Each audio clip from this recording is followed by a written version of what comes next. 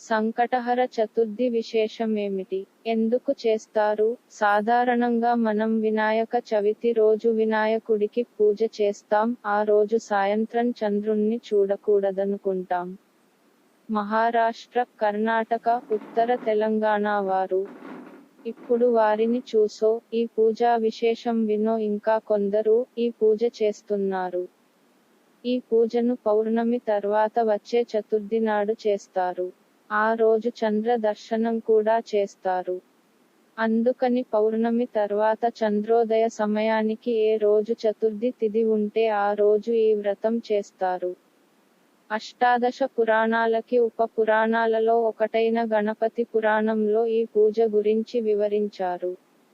ఆ రోజు పొద్దున్నే లేచి తలారా స్నానం చేసి, రోజంతా ఉపవాసం ఉండి, సాయంత్రం సూర్యాస్తమయ సమయాన గణపతికి అథర్వ శీర్షంతో అభిషేకించి, తుమ్మి పూలు, ఎర్ర పూలు, జిల్లేడు పూలు, గరికతో పూజ చేయాలి.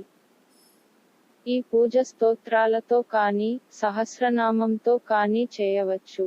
కానీ ఆ రోజు అథర్వ శీర్షంతో చేసిన పూజ విశేష ఫలితాలనిస్తుందంటారు. ఎందుకంటే మహాదోషాలను, పాపాలను, అడ్డంకులను తీసేటటువంటి శక్తి ఈ అథర్వ శీర్షానికుంది.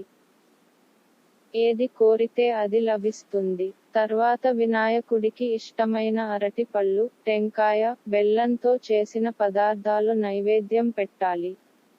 పూజంతా అయ్యాక చంద్ర దర్శనం చేయాలి. తర్వాత ఎవరికైనా బ్రాహ్మణునికి దానం ఇవ్వటంగాని, భోజనం పెట్టటంగాని చేశాక, మనం భోజనం చేయాలి. చాలామంది ఈ వ్రతాన్ని అంగారక చతుర్థి నాడు మొదలు పెట్టి వారి ఇష్టానుసారం 1 ఏడాది, 40 నెలలు, కొందరైతే జీవితమంతా చేస్తారు.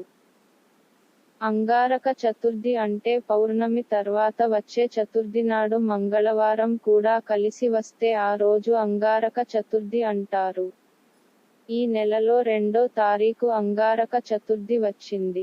కుజ దోషాలు ఉన్నా, జాతకంలో ఏవైనా గ్రహ దోషాలు ఉన్నా, తలపెట్టిన పనులు సక్రమంగా కానివారు, సంతానం లేనివారు ఈ వ్రతం చేస్తే మంచి ఫలితాలు ఉంటాయి. నరక బాధలు అనుభవిస్తున్న పితృదేవతల బాధల తొలగుతాయి. అందుకే అనాది నుంచి చాలామంది ఈ సంకష్ట చతుర్థి రోజు వినాయకుని పూజిస్తారు.